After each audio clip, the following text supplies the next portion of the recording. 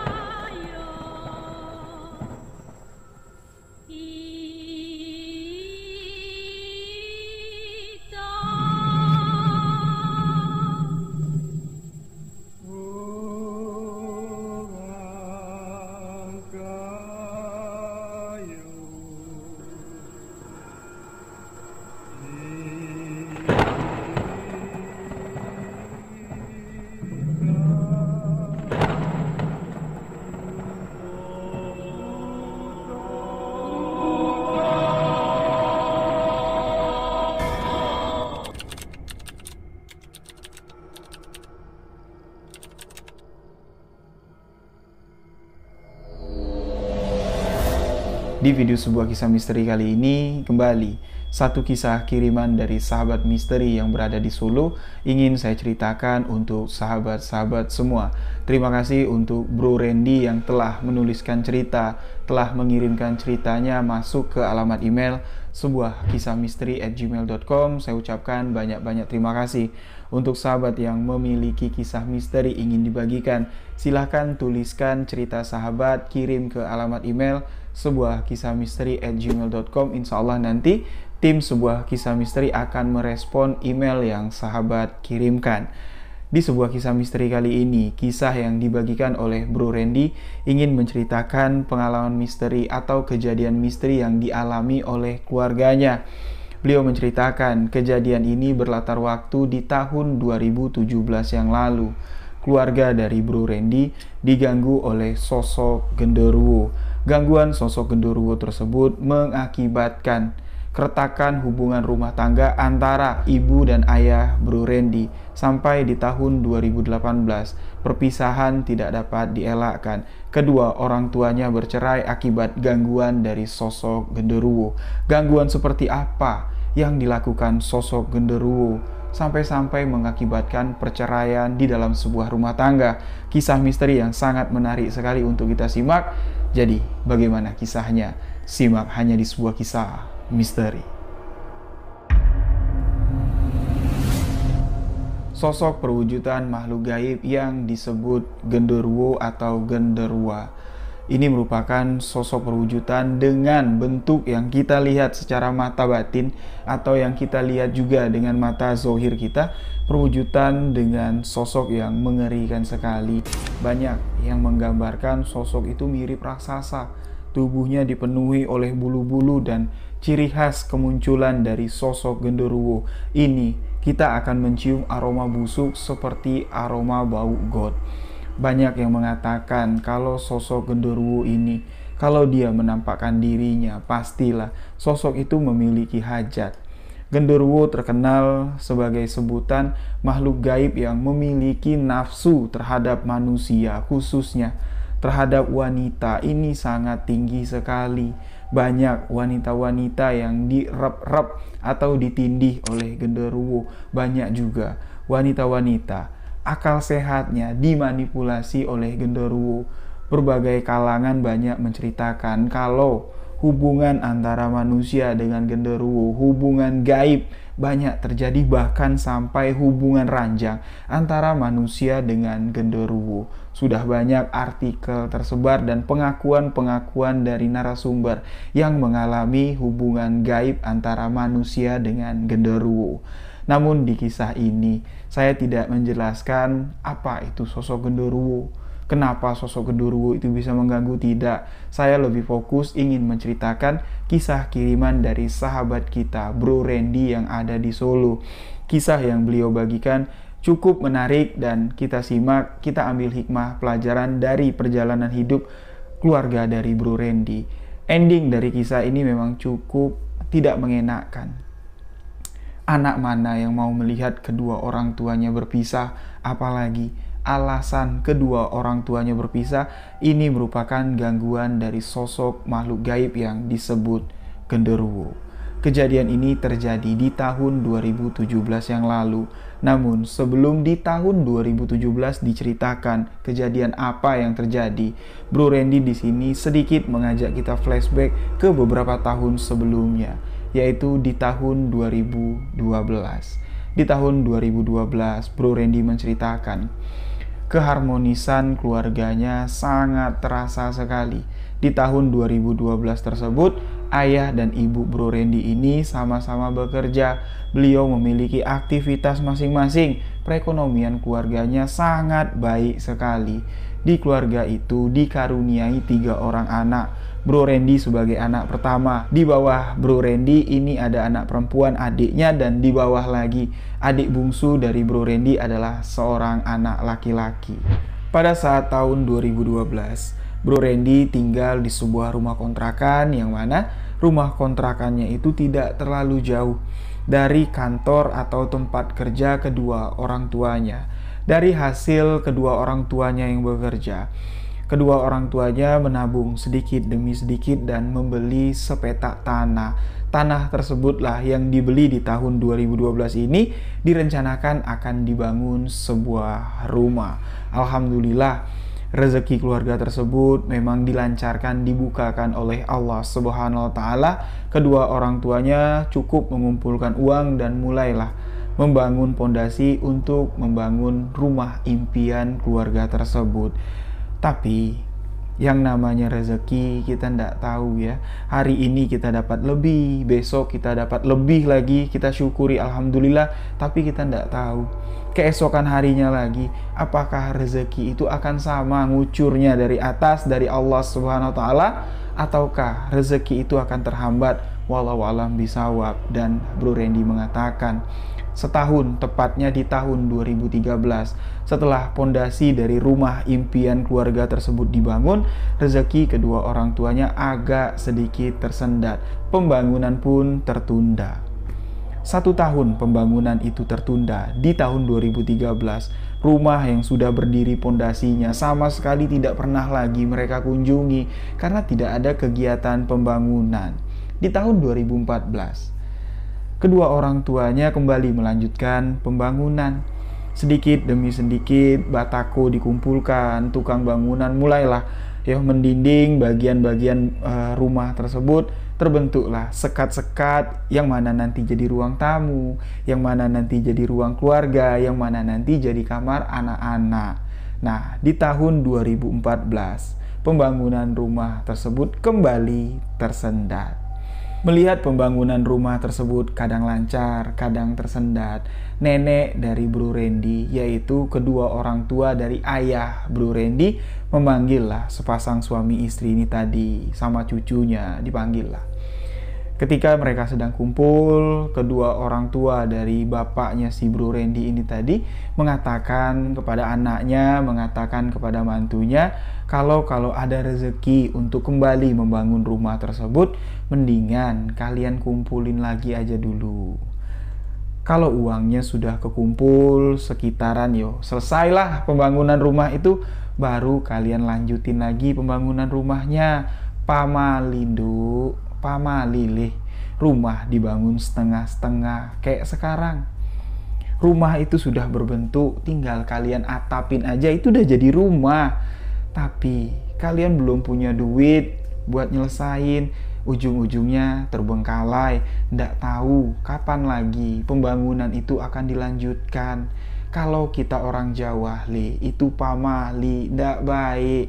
Yang namanya pondasi sudah tertanam, sudah berbentuk rumah, kalau ditinggal lama-lama, itu banyak nanti makhluk-makhluk tak kasat mata yang berdiam di sana. Mereka senang sekali menempati bangunan tersebut. Masya Allah, merinding saya. Jarang ya saya bawain cerita misteri bisa kebawa suasana, tergambar suasana yang ada di dalam cerita dan merinding. Ini cukup aneh. Jadi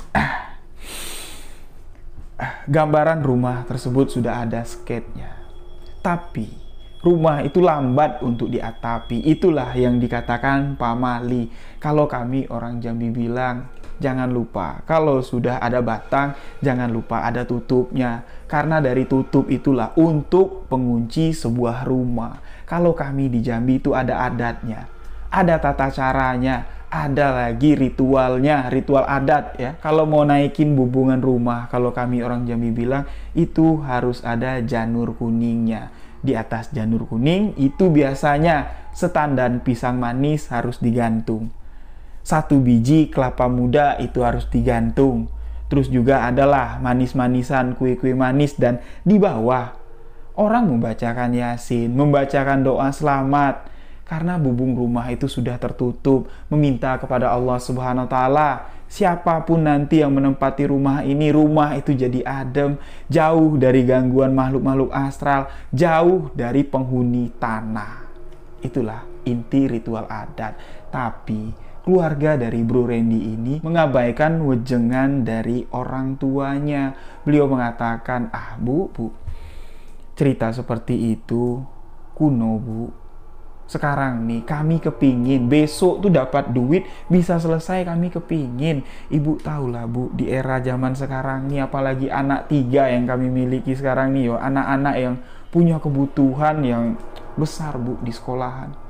Nggak bisa uang itu kami tabung, pasti kepake. Makanya sekarang sistemnya, kalau ada uang kami bangun, kalau ada uang kami bangun. Ya udah, terserah kalian lah. Cuman itu yang dikatakan oleh nenek Bro Randy. Singkat cerita di sini, dari tahun 2015 pembangunan rumah itu terhenti. Beberapa tahun ke depan, di tahun 2017 lah, pembangunan rumah itu dapat diselesaikan. Alhamdulillah, Bro Randy bilang, pembangunan rumah itu dapat sesuai dengan harapan kedua orang tuanya, menjadi rumah idaman. Di sini ada satu catatan penting yang dikutip oleh Bro Randy. Semasa 5 tahun pembangunan rumah tersebut, kedua orang tuanya bekerja sangat keras sekali. Selain memenuhi kebutuhan anak-anaknya, orang tua dari Bro Randy, ibu dan ayahnya, menyisihkan uang untuk menabung, untuk menyelesaikan pembangunan rumah. Keadaan mereka sama sekali tidak ada terlihat keretakan. Mereka sangat klop sekali. Di rumah kontrakan yang sederhana, setiap mereka pulang kerja, mereka terlihat wajahnya riang. Walaupun Bro Randy ini tahu, di batinnya, dari kelihatan fisiknya lah, terlihat capek. Tapi sesampainya di rumah, karena mereka seharian nggak ketemu ya, beda-beda kantor. Seharian mereka melakukan aktivitas sehari-hari, berpikir keras untuk nabung nyari duit. Sesampainya di rumah, kehangatan, peluk kasih sayang, kedekatan keluarga itu pecah ketika mereka berkumpul untuk menikmati hidangan makan malam yang sangat sederhana sekali. Tidak ada terlihat bapaknya cemburuan sama ibunya, ibunya juga cemburuan sama bapaknya. Boleh dikatakan selama 5 tahun, Bro Randy pada saat itu sudah dewasa. Usianya sudah menginjak 17 tahun. Dia sudah ingat kejadian-kejadian itu, dia bisa merasakan lah. Dimana kondisi orang tua yang lagi nggak enak, berantem, atau lagi normal, dia tahu. Sama sekali selama 5 tahun dia mengatakan tidak pernah terdengar cekcok antara kedua orang tuanya. Padahal boleh diingat, sahabat-sahabat, di masa 5 tahun itu adalah masa yang sangat genting sekali.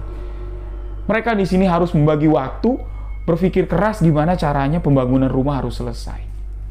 Tidak ada masalah di dalam rumah tangga keluarga Bro Randy, itulah intinya.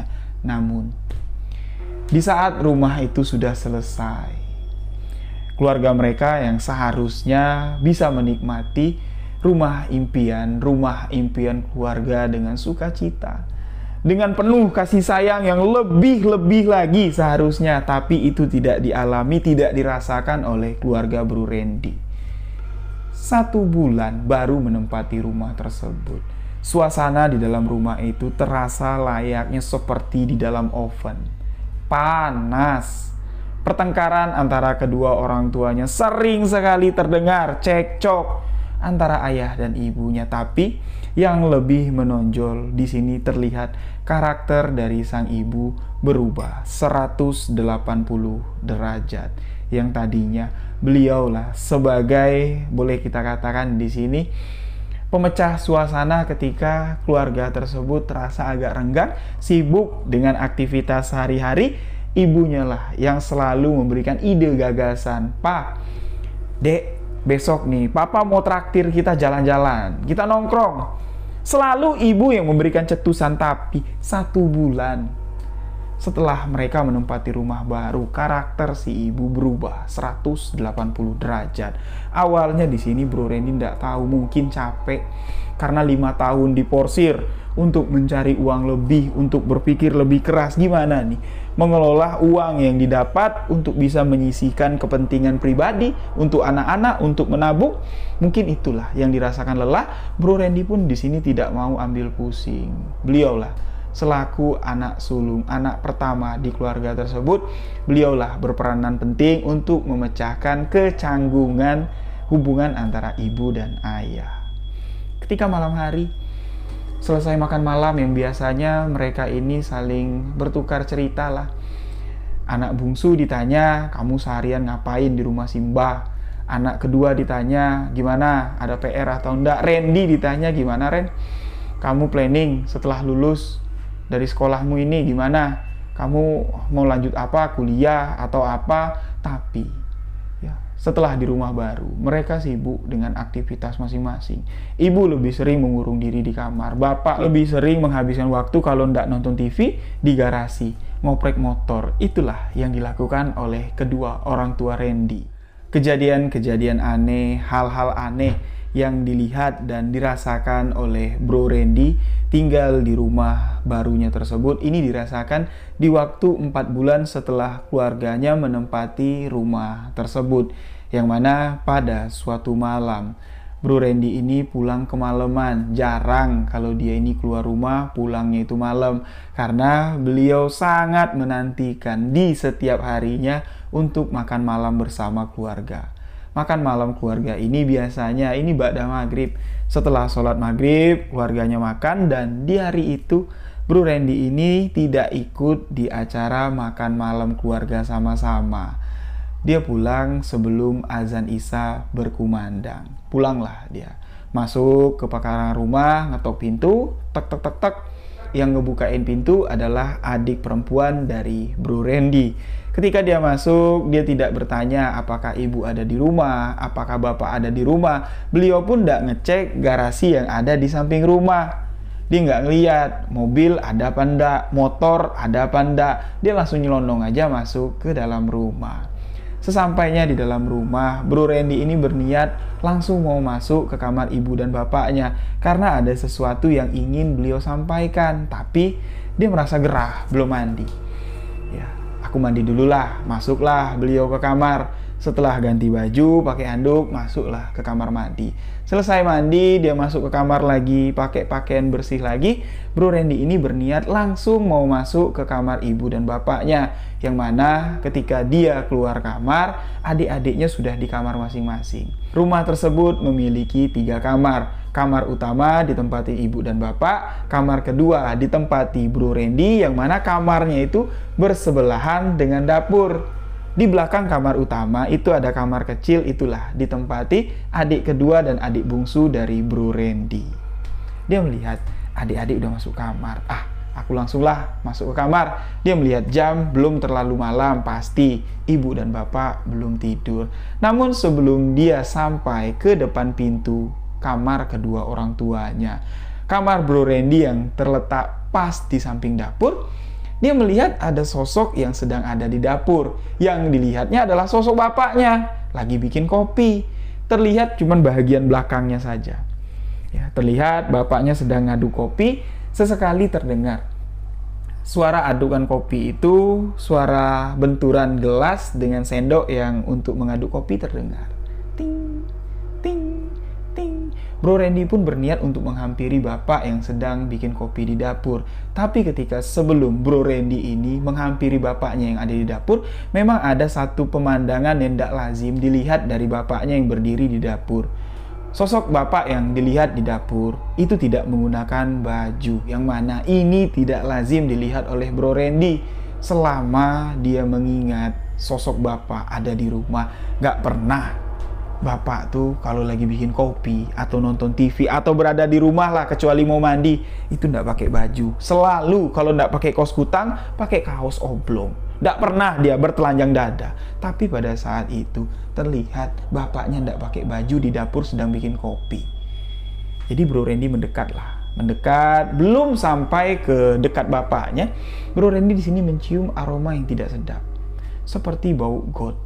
Dia sempat berhenti memperhatikan aroma ini berasal dari mana. Baunya sangat menyengat. Beliau berpikir singkat, mungkin subsiteng nih. Subsiteng yang nguat atau curah hujan tadi siang itu menyebabkan got atau pelimbahan yang ada di sekitar rumahnya itu meluap. Wajar, Bro Randy bilang. Jadi aroma busuk itu tidak terlalu dipikirkannya, walaupun aroma itu semakin kakinya melangkah dekat mendekati sosok bapak, aroma itu semakin tercium busuk. Bro Randy tidak menghiraukannya. Berjalanlah dia, tek, tek, tek, mendekati bapaknya. Bersebelahan lah. Bro Randy berdiri di samping kanan bapaknya. Setelah dia berdiri sejajar, Bro Randy menyapa bapaknya. Melihat ke arah wajah bapaknya, "Pak, bikin kopi, Pak." Randy juga pingin lah bikin teh. Tapi bapaknya Bro Randy ini sama sekali tidak merespon. Sama sekali. Dia fokus terus mengaduk gelas kopinya. Bro Randy pun di sini lewat belakang bapaknya, mengambil gelas yang ada di rak atas, mengambil gelas teh, kembali lagi di posisi ketika dia menyapa bapaknya. Setelah gelas teh ditaruh, gula ditaruh, teh celup ditaruh, kembali di sini Bro Randy menyapa bapaknya. "Pak, ibu ada di kamar nggak? Randy mau ngomong nih sama bapak sama ibu." Tanggapan atau respon dari bapaknya si Bro Randy cuman menoleh dengan tatapan mata yang tajam. Bro Randy melihat sorot mata bapaknya pada malam itu sangat berbeda sekali. Sorot matanya berubah seketika menjadi sorot merah tajam menatap anaknya sendiri.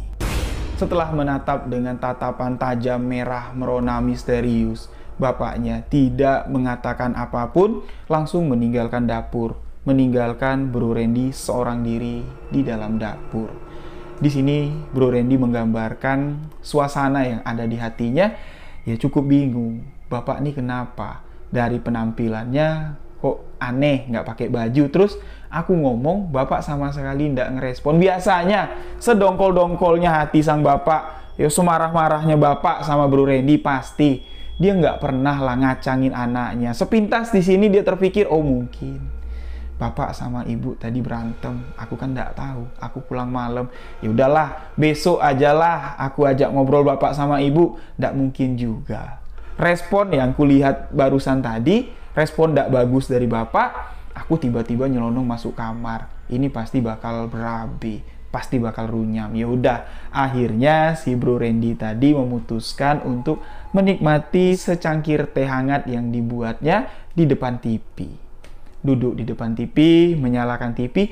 Belum lama dia duduk di depan TV, teh hangatnya itu masih terasa hangat.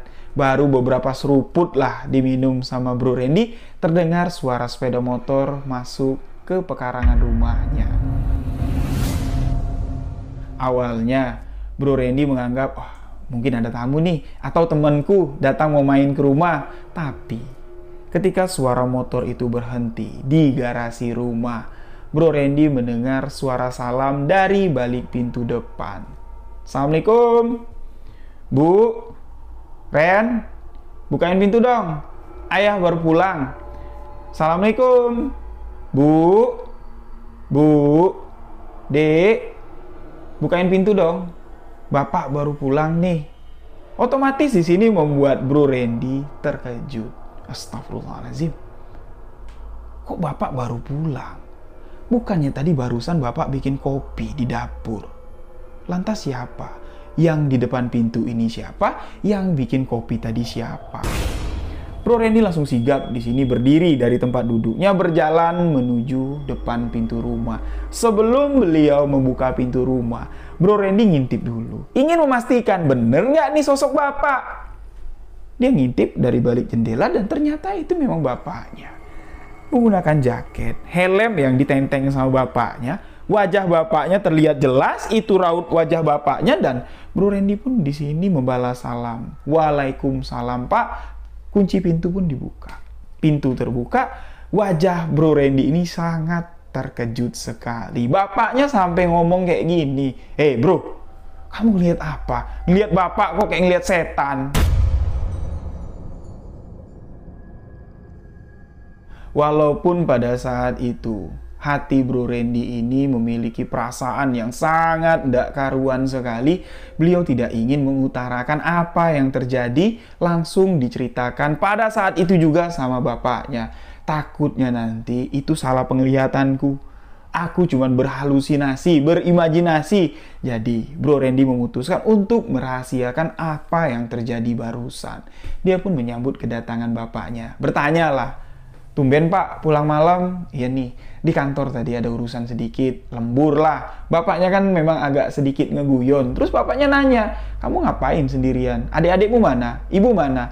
"Nggak tahu, mungkin di kamar. Randy pun juga baru pulang Pak." "Ya udah, Bapak mau masuk dulu ya, mau mandi." Nah, bapaknya masuk ke dalam kamar dan Bro Randy di sini udah nggak berani lagi duduk sendirian di ruang TV. Setelah pintu dikunci, tehnya pun ditinggal sama Bro Randy, dia masuk ke dalam kamar.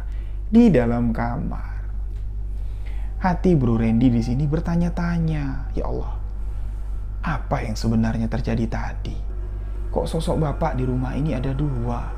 Yang mana yang betul? Apakah sosok yang di dapur tadi aku salah lihat, atau yang baru datang ini tadi salah lihat?" Kalau dibilang yang baru datang ini salah lihat, tidak lama bapaknya masuk kamar, tidak lama Bro Randy ini masuk kamar, dari arah kamar mandi itu terdengar suara ada orang mandi. Berarti benar, yang baru datang tadi adalah sosok bapakku. Beliau pun di sini tidak mau membesar-besarkan permasalahan ini. Hari pun berlalu dengan satu rahasia yang disembunyikan oleh Bro Randy. Dari kejadian hari itu, pertengkaran antara ibu dan ayah ini makin kerap terjadi. Pertengkaran antara ibu dan ayahnya yang tadinya cuma terdengar dari dalam kamar, sekarang sudah nyata-nyata. Ketika mereka sarapan, cuman salah dikit ibunya marah, cuman salah dikit bapaknya marah sama ibu. Ini di depan anak-anak, dan itu tidak pernah terjadi. Sama sekali tidak pernah terjadi. Dan Bro Randy pun di sini makin kerap mengalami kejadian-kejadian yang cukup menakutkan. Pertama, di atas genteng rumahnya sering terdengar seperti orang menyiram pasir. Tidak ada hujan, tidak ada angin, suara itu terdengar. Tapi tidak sering ya, tidak setiap malam. Di malam-malam tertentu saja. Aroma busuk, aroma bau got itu makin kerap tercium. Dan ada satu kejadian yang tidak bisa dilupakan oleh Bro Randy. Penampakan yang terlihat di dalam kamar mandi. Sekitar jam 11 malam, Bro Randy yang posisi kamarnya di pojokan paling belakang, di dekat dapur, di dekat kamar mandi, di dekat tempat jemuran belakang rumah, pekarangan belakang rumah.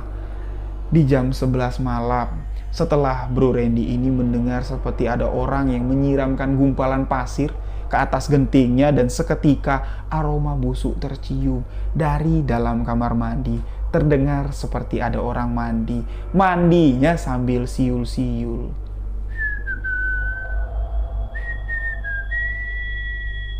Terdengar sangat jelas sekali suara siulan di jam 11 malam. Siapa yang gak horor?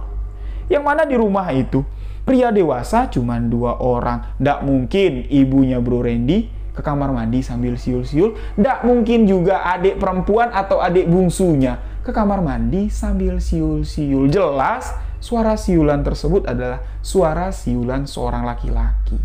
Ini nggak pernah terjadi kalau bukan Bro Randy yang siul-siul atau bapaknya. Kalau bapaknya nggak mungkin, sama sekali nggak mungkin, dia bilang. Nggak pernah bapaknya siul-siul di dalam kamar mandi, walaupun perasaannya seriang mana, segembira apapun, nggak pernah. Malah bapaknya bilang nggak boleh malam-malam siul dalam rumah pamali. Tapi siapa di malam itu yang siul-siul di dalam kamar mandi? Dengan rasa penasaran yang cukup tinggi, Bro Randy pun mencoba keluar dari kamarnya. posisi kamar dengan kamar mandi ini akan saya jelaskan sedikit biar rasa horornya akan dirasakan oleh sahabat pendengar cerita ini. Saya pun sudah mulai merinding. Pintu kamar. Di sebelah kanan itu ada seperti lorong, tapi tidak lorong ya. Itu cuma celah, itulah pintu kamar mandi. Di samping kamar mandi itu dapur, ukurannya cukup luas, lengkap di situ, meja masak di situ, mesin cuci di situ, kulkas di situ, meja makan pun di situ. Jadi kalau mau melihat ke arah kamar mandi, kalau kita keluar dari kamar Bro Randy, ini harus berjalan keluar sedikit, 3 langkah atau 4 langkah lah, menoleh ke kanan, itu sudah kita bisa lihat keadaan atau isi dalam kamar mandi kalau keadaan pintu terbuka. Di malam itu, Bro Randy yang masih mendengar orang mandi dengan suara guyuran air, biur, diiringi dengan suara siulan, dia membuka pintu kamar perlahan. Tak, tet. Lampu ruang tengah mati. Sumber cahaya satu-satunya cuman dari ventilasi kamar ibu dan kamar adiknya. Cuman itu sumber cahaya di malam itu di rumah Bro Randy. Sedangkan dari dalam kamar mandi itu tidak ada cahaya lampu. Berarti orang yang mandi tidak menyalakan lampu. Dia keluarlah. 1 langkah belum terlihat, masih terhalang tembok. 2 langkah masih terhalang tembok, sampailah di langkah keempat. Pas di langkah keempat, Bro Randy memutarkan badannya menoleh ke arah kanan. Apa yang dilihat Bro Randy ini sama sekali tidak masuk akal. Yang terlihat itu cuma bagian pinggang orang yang berdiri di dalam kamar mandi.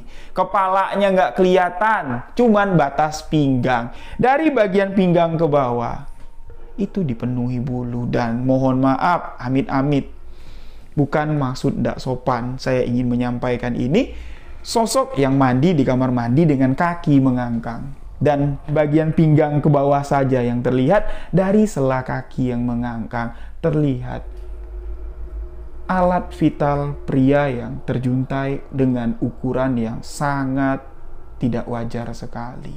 Dengan ukuran kaki yang besar, dengan tinggi badan sosok yang berdiri sangat tinggi sekali, dengan ukuran alat kelaminnya. Ini membuat Bro Randy menggidik ketakutan. Itu bukan manusia. Dia dapat memastikan kalau itu adalah sosok makhluk gaib.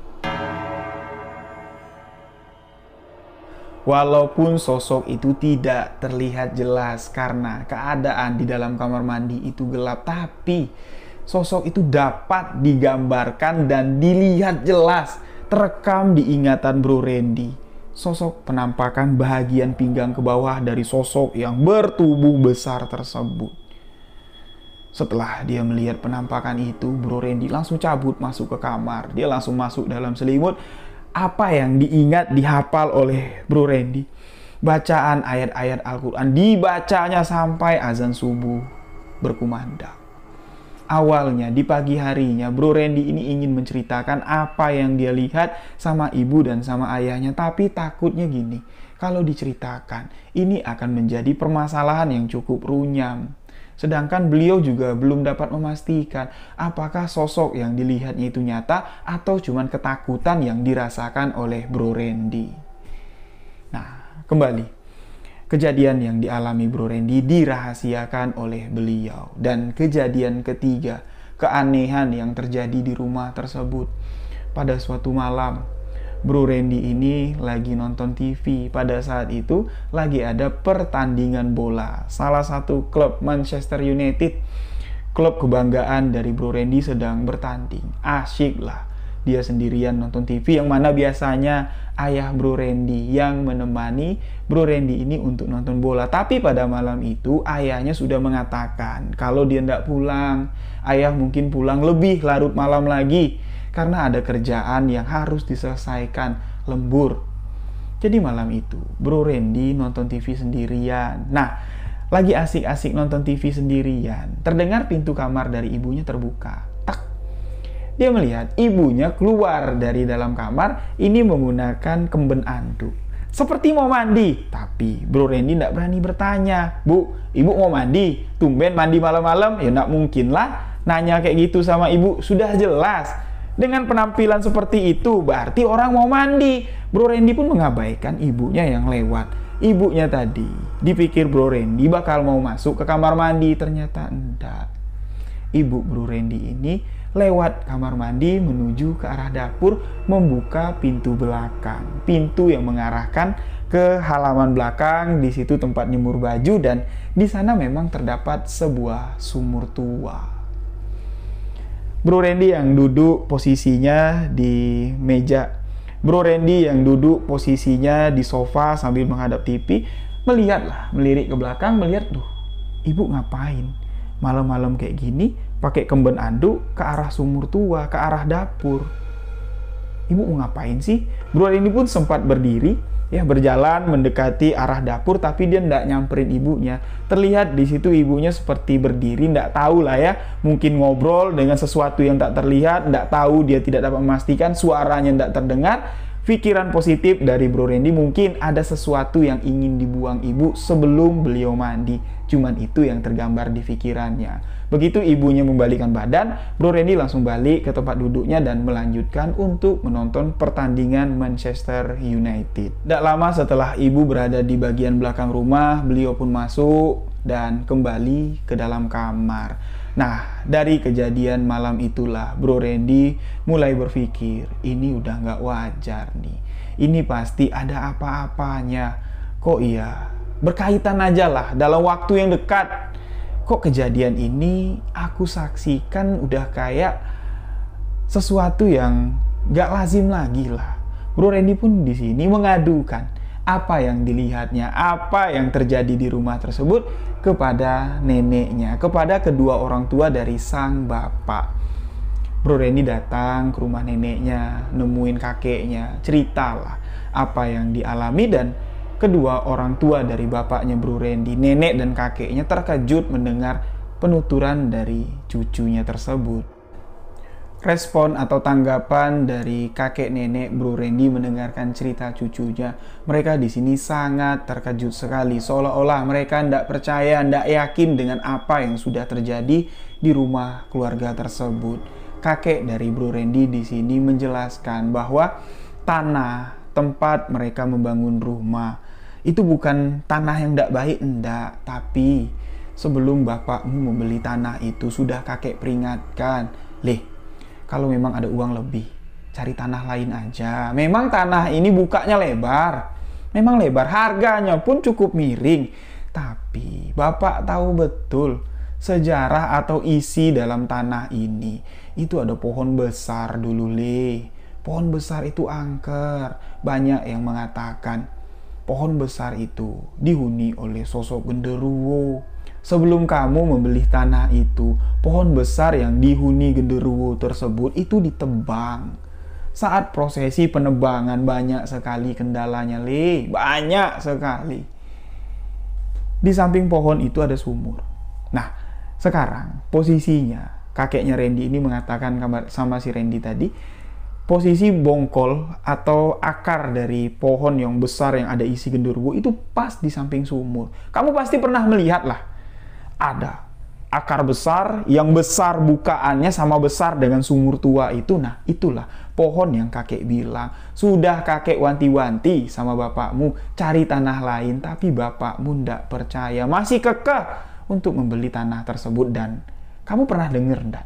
Kakek nasehatin bapakmu, kalau punya duit, duitnya tabung dulu.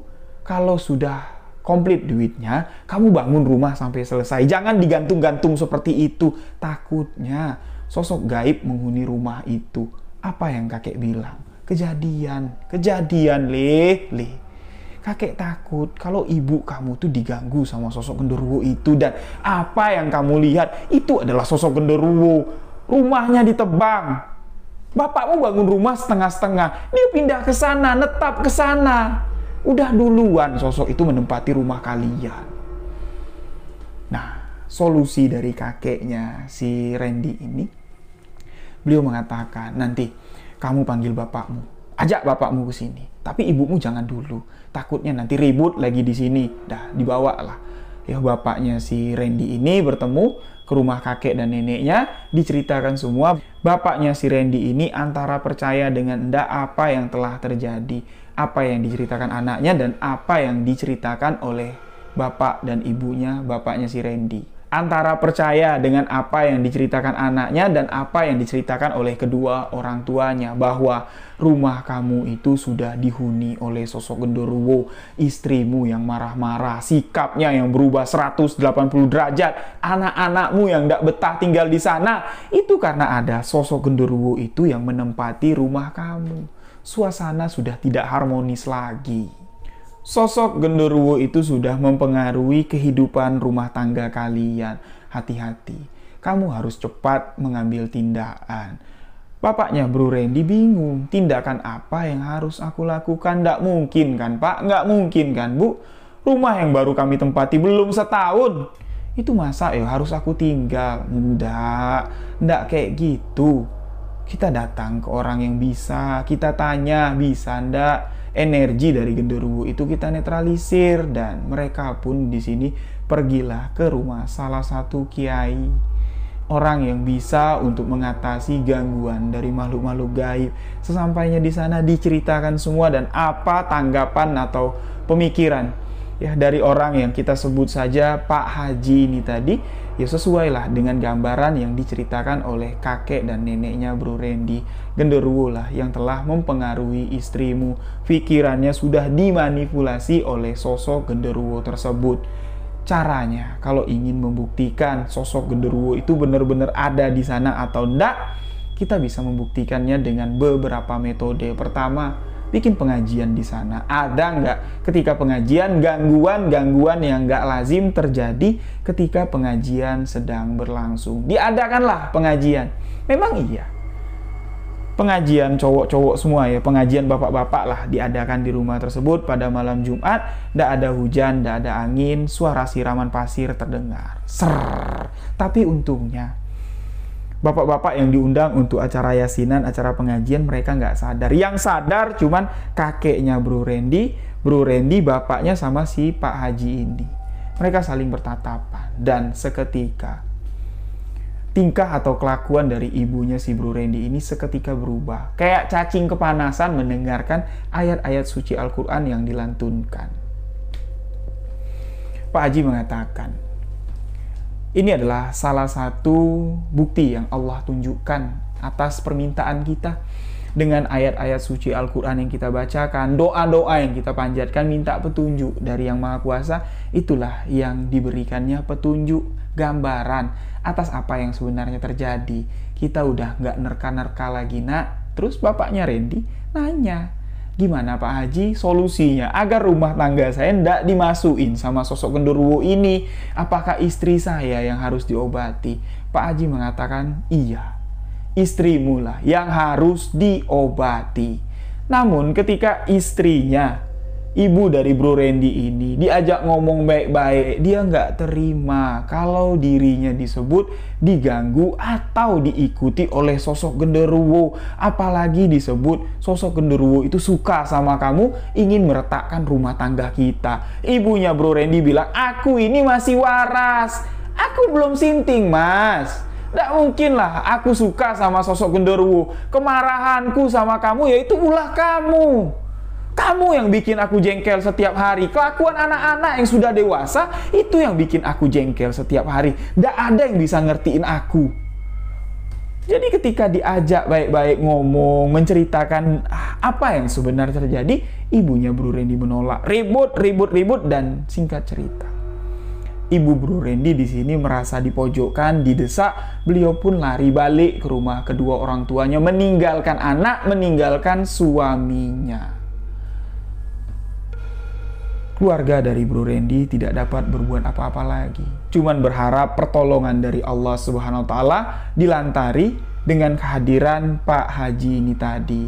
Pak Haji pun di sini datang ke rumahnya Bro Randy. Kebetulan kan ibunya tidak ada di sana. Bisalah dilakukan untuk penetralisiran lah, kita katakan di sini. Pak Haji datang didampingi oleh kakeknya Bro Randy, bapaknya Bro Randy ada juga.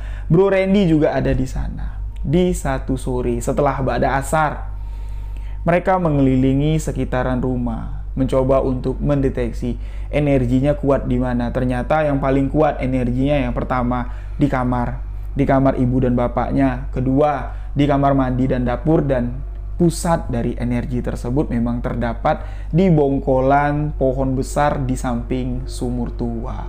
Disinilah sumber itu berasal. Masih di sini sosok itu berdiam diri. Nah, jadi Pak Kiai di sini mencoba untuk menetralisir, mencoba untuk memusnahkan atau mengusir sosok genderuwo tersebut. Orang yang ada di sana, kakek, bapak, Bro Randy, disuruh membacakan pertama suratul Fatihah 1 kali, kedua surat Anas, ketiga surat Al-Ikhlas, keempat surat Al-Falaq, dan yang kelima ayatul kursi.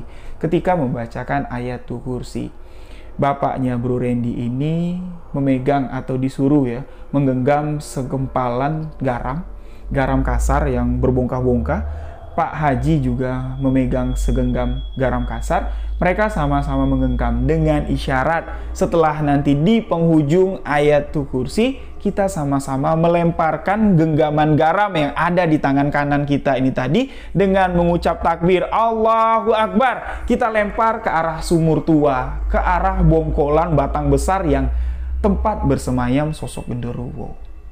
Setelah di penghujung ayatul kursi, Pak Haji di sini mengucapkan takbir Allahu Akbar. Mereka serempak melemparkan garam ke arah tersebut. Apa yang dilihat Bro Randy di sini sangat mengejutkan sekali. Gumpalan garam-garam itu layaknya seperti petasan. Dilempar ke udara, pas membentur bagian udara bagian udara, bagian pohon yang sudah ditebang, pas di atas sumur tua. Gumpalan-gumpalan darah itu meledak layaknya seperti petasan. Tak tak tak tak tak tak.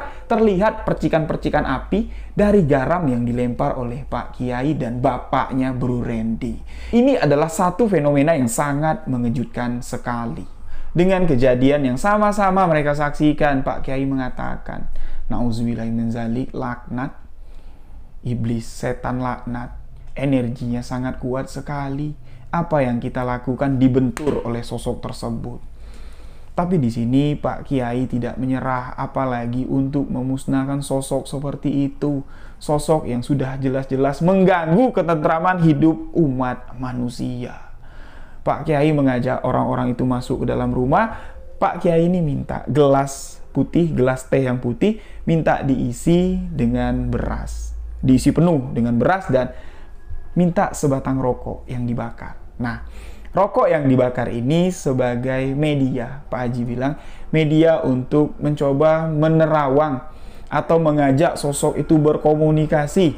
Nah, nanti kalian lihat, rokok yang dibakar ini akan ditaruh berdiri di atas gelas yang sudah diisi oleh beras bersih yang warnanya masih putih. Dibakarlah rokok tersebut. Pak Kiai di sini menyuruh orang yang ada di sana, kakek, bapak, dan Bro Randy untuk berzikir. Subhanallah, walhamdulillah, wala ilaha Allahu Akbar. Terus itu yang dizikirkan dengan lantang.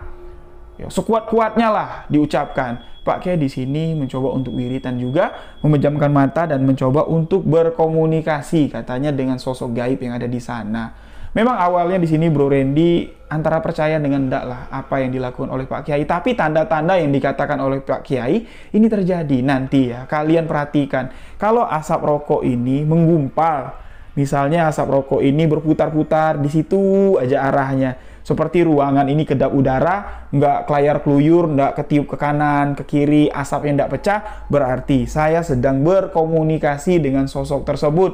Tanda kedua, kalau beras yang ada di dalam gelas seketika berubah menjadi pirang warnanya atau seperti terbakar, berarti saya dapat masuk ke alam gaib dan dapat berkomunikasi dengan sosok tersebut. Saya dapat menarik energinya masuk ke area ruangan ini. Apa yang dikatakan oleh Pak Kiai memang benar-benar terjadi, sahabat. Rokok itu dibakar, ditancapkan di dalam gelas. Secara logika, di ruang tengah, yang mana pintu semuanya terbuka. Sore itu angin bertiup cukup kencang. Tapi yang anehnya, asap rokok itu tidak nyebar kemana-mana. Di situ aja berputarnya. Seperti berputar-putar kecil.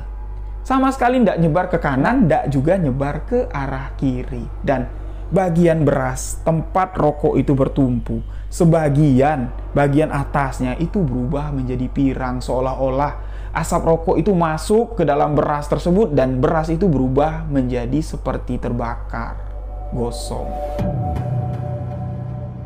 Setelah apa yang dilakukan Pak Kiai selesai, beliau pun di sini mengajak Bapak Bro Randy dan kakeknya ngobrol. Dia mengatakan, saya sudah mencoba, tapi sosok itu sama sekali tidak mau beranjak dari rumah tersebut. Melainkan beliau di sini mencoba untuk mendustai saya. Beliau mengatakan, tidak ada urusan saya dengan orang yang menempati rumah itu.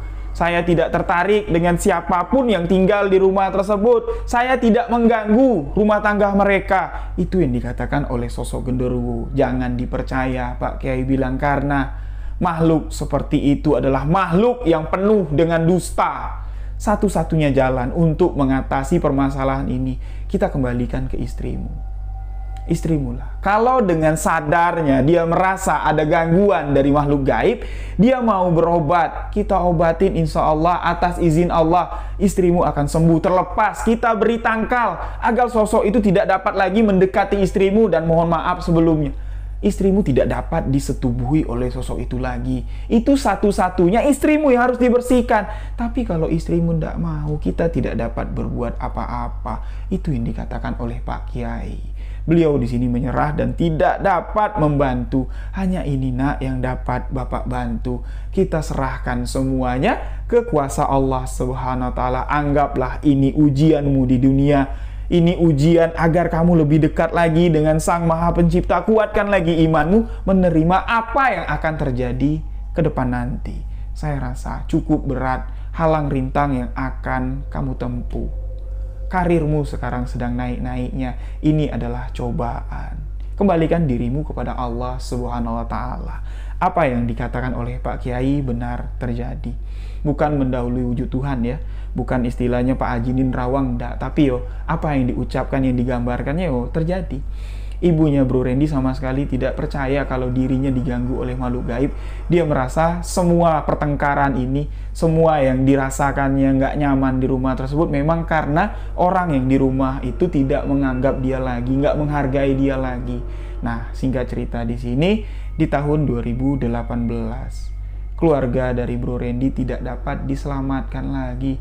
Ibu dan ayahnya resmi bercerai. Keputusan dari pengadilan agama pun sudah menyatakan kedua orang tuanya sepakat untuk berpisah. Awal-awal perpisahan ayah dan ibu di tahun 2018 ini memang membuat keadaan rumah tangga atau keadaan adik-adik dari Bro Randy ini agak sedikit terguncang. Yang mana 1 tahun sangat singkat sekali lah kalau dalam waktu berkeluarga ya. Ini dapat merubah keharmonisan menjadi kehancuran. Adik-adiknya sempat drop, tapi karena kasih sayang keluarga yang sangat luar biasa sekali lah ya, saya katakan di sini, keharmonisan dari kakek nenek ya, yang sangat menyayangi cucu-cucunya ini dapat sedikit membalikkan mental anak yang ditinggal oleh ibunya. Sedangkan ibunya Bro Randy udah nggak tinggal di rumah itu lagi. Dia nggak mau lagi ngadap rumah itu karena dia benci sekali lah dengan sosok bapak dari Bro Randy. Tapi hubungan mereka antara ibu dan anak ini masih terjalin. Sempat Bro Randy di sini bertanya sama ibunya, "Bu, apa yang sebenarnya ibu rasakan? Ada nggak? Ibu merasa ada yang aneh, seperti mencium aroma busuk, seperti mendengar suara-suara aneh ketika masih di rumah 1 tahun belakang, dan ibu sadar nggak pernah jalan sendirian ke arah belakang tengah malam pakai kemben." Ibunya mengatakan itu sama sekali tidak pernah aku lakukan dan aku tidak merasa apa yang kamu ceritakan itu ada di rumah tersebut.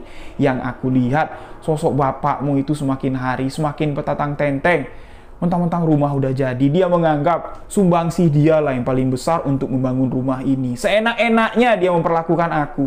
Itu alasan ibunya si Randy ini berpisah dengan bapaknya. Ini sama sekali mustahil dan sama sekali tidak masuk akal. Di saat-saat mereka genting, mencari rezeki, ngumpulin duit, mereka harmonis. Kok kenapa impiannya tercapai, kok malah pecah, berantakan, sampai mengorbankan 3 orang anaknya. Memang ini tidak masuk akal, tapi yang namanya skenario dalam hidup ini sudah ada, sahabat-sahabat. Kita hanya tinggal menjalankan dan meminta kepada Allah Subhanahu wa taala skenario yang akan kita jalankan itu adalah skenario yang baik, jalan yang sudah diridhoi, direstui oleh Allah Subhanahu wa taala. Di sini kita cuma dapat mendoakan agar apa yang terjadi ke depan untuk kehidupan kita, kehidupan saya, kehidupan sahabat-sahabat yang mendengarkan kisah ini, kehidupan yang penuh dalam ridho Allah Subhanahu wa taala. Jalan kebenaran, kebaikan, insya Allah akan kita lalui. Untuk sahabat-sahabat, saya mengucapkan banyak terima kasih sekali. Kisah ini cukup sampai di sini saya ceritakan, ya karena sudah habis. Nah, jadi dari cerita ini ada satu kejadian yang sudah lama sekali tidak terjadi ketika saya storytelling, membacakan cerita kiriman sahabat, merinding. Banyak cerita-cerita ya, khususnya ya yang di bulan ini, banyak cerita-cerita yang mengerikan tentang pesugihan, tentang teror, tapi tidak bikin saya merinding seperti ini. Dan barusan ada satu kejadian yang terjadi di studio kami. Kami lagi asik storytelling tadi, saya menceritakan kisah dari Bro Randy ini, terdengar dari luar ketika saya menyebutkan sosok genderuwo itu ada. Entah apa yang jatuh di luar ruangan ini. Wallahu alam. Sekarang waktu sudah menunjukkan hampir jam 1:30 dini hari. Cukup menarik kisah ini, dan untuk sahabat-sahabat semua, ini bukan tips ya. Saya tidak mau ngasih tips, nanti takut salah. Saya tidak mau juga ngasih saran, takutnya ya tidak manjur juga ya. Tapi ini sedikitlah cerita, mudah-mudahan bisa diterapkan di kehidupan kita. Khususnya untuk sahabat-sahabat yang baru berumah tangga, nganten baru kalau saya bilang ya. Kalau kita pindah ke tempat baru, tidak diwajibkan juga sih, ya tidak diharuskan juga, tapi kita harus bawa orang-orang tua lah untuk masuk ke rumah itu sebelum kita menempatinya. Kita minta liatin dulu, Pak, Bu, Mbah, atau Pak Le, liatin dong tempat tinggalku, ada nggak si Wowo di sana? Kalau ada si Wowo, gimana caranya kita mindahin? Karena memang pengantin baru itu rentan sekali dari gangguan sosok genderuwo. Genderuwo itu nafsunya sangat besar sekali terhadap seorang wanita. Ada juga wanita-wanita yang menggunakan kekuatan dari sosok genderuwo untuk kehidupannya. Ada. Nanti kisahnya akan saya ceritakan. Seorang wanita yang memiliki 9 orang suami. Ya, dia menggunakan azimat bulu pengasihan dari bulu genderuwo untuk menjadikan dirinya terlihat cantik, awet muda, untuk dijadikan pelet. Itu ada kisahnya. Kisah nyata terjadi di Jambi. Nah, jadi kisah ini cukup sampai di sini. Pesan dari kisah ini bisa kita ambil kesimpulan bahwa ketika sesuatu yang sudah kita dapat, impian yang sudah kita raih, jangan lupa kita bersyukur. Mungkin apa yang terjadi di kisah ini, kurangnya rasa bersyukur timbullah di sini, rasa saling iri, saling dengki, dan saling ingin menguasai. Itulah salah satu sifat yang sudah tertanam di dalam diri kita semenjak kita lahir. Sifat iri, sirik, dengki. Dan ujung-ujungnya apa? Khianat. Khianat adalah sifat yang tidak disukai oleh Allah Subhanahu wa taala. Semoga kita semua bisa melepaskan sifat-sifat tersebut, jauh dari sifat tersebut. Semoga sahabat-sahabat yang memberikan dukungan, memberikan support, diberikan kemudahan rezeki, diberikan kelancaran, disehatkan badan. Saya sangat berterima kasih sekali atas support sahabat-sahabat semua. Kekurangan kami di sini memang tidak menyajikan narasumber. Kalau ada memang mau cerita di sini. Kalau kami mampu untuk ngirim tiket, ngasih akomodasi, sok atuh datang ke sini. Kami dengan terbuka menerima kehadiran sahabat-sahabat. Udah banyak yang dari Padang, sahabat kita. Ya, Bang Angga dan kawan-kawan sudah datang ke sini. Ada juga yang dari Tebo, ada juga yang dari Kerinci, dari Pekanbaru ada juga. Kami terima, tapi mereka tidak ingin dipublish kehadirannya di sini. Nah, saya pun di sini memang tidak terlalu gila sosmed ya. Saya nggak mau posting-posting kalau ada yang sini, nggak. Karena ya kepentingan mereka datang sini tuh berbeda-beda, dan mereka nggak mau dipublish, itu hak mereka. Saya sudah dikunjungin aja, saya sudah sangat bersyukur sekali. Terima kasih untuk sahabat-sahabat semua. Mohon maaf kalau ada kalimat yang agak sedikit tidak enak didengar. Saya minta maaf sebesar-besarnya. Saya Rio Wijaya dan tim Sebuah Kisah Misteri mengucapkan terima kasih dan wabillahi taufik wal hidayah. Wassalamualaikum warahmatullahi wabarakatuh. Salam Sebuah Kisah Misteri.